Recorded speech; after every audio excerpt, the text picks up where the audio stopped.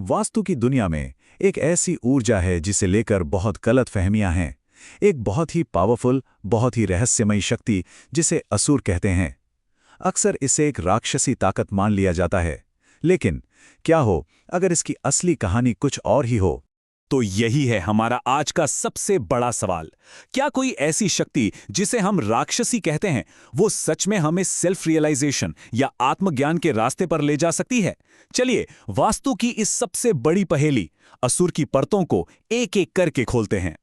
तो आगे हम क्या क्या जानने वाले हैं? सबसे पहले हम इस मायावी यानी असुर से मिलेंगे, फिर इसकी शक्ति के दो अलग अलग चेहरों को समझेंगे और जानेंगे कि जब ये इम्बैलेंस हो जाती है तो क्या क्या होता है।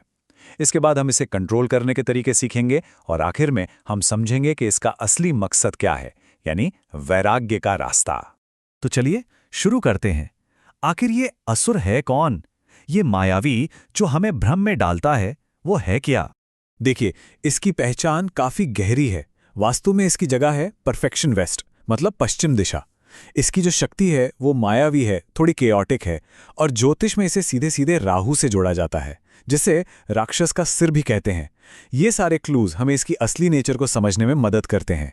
अब असुर को समझने की जो चाबी है वो माया शब्द में ही छिपी है। माया का मतलब है वो भ्रम जो हमें सच लगता है पर होता नहीं, और असुर वो पावर है जो इस भ्रम के पर्दे को कंट्रोल करती है। मतलब यह हमारी दुनियावी जिंदगी का वो डायरेक्टर है जो धोखे और भ्रम के सीन तैयार करता है। और हाँ, ज्यादातर यही माना जाता है कि असुर की एनर्जी डिवाइन पावर्स की ठीक उल्टी है। इसे हमारी अंदरूनी कमजोरियों से जोड़ा गया है, जैसे काम, गुस्सा और लालच, और इसी वजह से इस पर एक राक्षसी या नेगेटिव शक्ति का लेबल लग गया है। लेकिन कहानी यहीं खत्म नहीं होती। जो चीज़ इसे वाकई में इंटरेस्टिंग बनाती है वो ये है कि असुर की एनर्जी दोहरी है। इसके दो बिल्कुल अलग अलग चेहरे हैं, एक तबाही का और दूसरा क्लैरिटी का। यहां देखिए, जब ये एनर्जी इम्बैलेंस्ड होती है तो ये हमें बर्बादी की तरफ ले जाती है। मतलब बेकाबू इच्छाएं, कमजोर विल पावर और खुद को नुकसान पहुंचाना। लेकिन जब यही एनर्जी बैलेंस्ड हो जाती है तो ये हमें गहरे आध्यात्मिक वैराग्य, जबरदस्त फोकस और हर तरह के भ्रम से आजादी की तरफ ले जाती है। सच में एक ही सिक्के के दो पहलू हैं ये। तो इसका मतलब ये एनर्जी तीन हालतों में हो सकती है। एक तो इनएक्टिव, जहां ये बहुत कमजोर होती है। दूसरी नेगेटिव, जहां ये बिगड़कर विनाशकारी हो जाती है। और तीसरा हमारा गोल यानी बैलेंस स्टेट, जहां इसकी असली ताकत सामने आती है। तो अब सवाल ये है कि हम कैसे पहचानें कि हमारे घर में या हमारी जिंदगी में असुर की एनर्जी बैलेंस से बाहर हो गई है। आइए इसके कुछ लक्षणों पर नजर डालते हैं। इन चीजों पर गौर कीजिए। वास्तु के हिसाब से इस जोन में मेन दरवाजा होना एक बहुत बड़ा दोष है। वैसे ही यहाँ बहुत ज्यादा रोशनी होना, किचन होना या इस एरिया का बहुत ज्यादा बड़ा होना भी प्रॉब्लम का साइन है। और अगर पर्सनल लेवल पर देखें तो ये बिखरे हुए विचारों और माइंड बॉडी कोऑर्डिनेशन की कमी के रूप में दिखाई देता है। और यहाँ मेन दरवाजा होने का एक और बहुत सीरियस नतीजा हो सकता है, अधिकारियों का एक गहरा डर। इसकी वजह से टैक्स रेड या सरकारी नोटिस जैसी परेशानियां जिंदगी में आ सकती हैं, जो बाहर की दुनिया में उथल-पुथल मचा देती हैं। और ये जो इम्बैलेंस है ये धीरे धीरे बढ़ता है। इसकी शुरुआत इनएक्टिव स्टेट से होती है, जिससे एंग्जाइटी होती है। फिर ये नेगेटिव हो सकता है, जिससे गुस्सा और सरकारी रेट जैसी प्रॉब्लम होती हैं। और सबसे खतरनाक स्टेज, जिसे नेगेटिव पोलैरिटी कहते हैं, उसमें ये पूरी तरह से मेंटल और फाइनेंशियल ब्रेकडाउन का कारण बन सकता है। तो ये तो हुई प्रॉब्लम, लेकिन अच्छी खबर ये है कि इस एनर्जी को वापस बैलेंस में लाने के लिए हमारे पास प्रैक्टिकल तरीके मौजूद हैं। चलिए देखते हैं कि ये कैसे किया जा सकता है। यहाँ 5 मेन उपाय हैं। पहला, इस एरिया को छोटा और सीमित रखिए। दूसरा, इसे अंधेरा और शांत बनाए रखिए। तीसरा, मन को कंट्रोल में रखने के लिए मोटिवेशनल कोट्स लगा सकते हैं।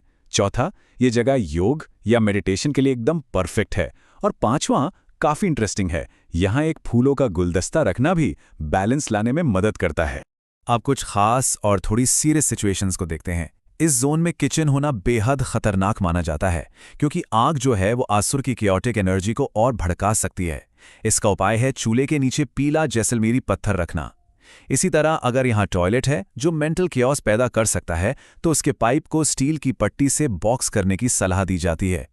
बैलेंस करने के लिए कुछ और चीजें भी हैं, जैसे लोहा या सीसा जैसी धातुएं इस एनर्जी को स्टेबल करती हैं। गोमेद रत्न खास तौर पे राहु की एनर्जी को शांत करने के लिए जाना जाता है। इसके अलावा हल्के नीले ग्रे रंग और प्रतीक के तौर पर सरसों के तेल का चढ़ावा भी काफी असरदार माना जाता है। तो ठीक है, हमने इस एनर्जी को बैलेंस तो कर लिया, पर सवाल यह है कि आखिर क्यों? इसका अल्टीमेट गोल क्या है? और यहीं से हम वैराग्य के रास्ते पर पहुंचते हैं।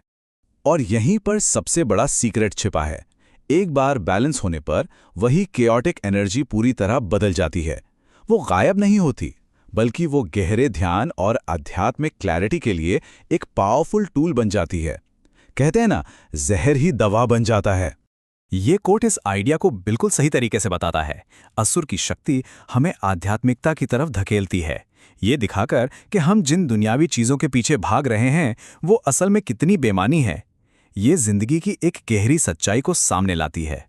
और यही है आखिरी मंजिल, वैराग्य।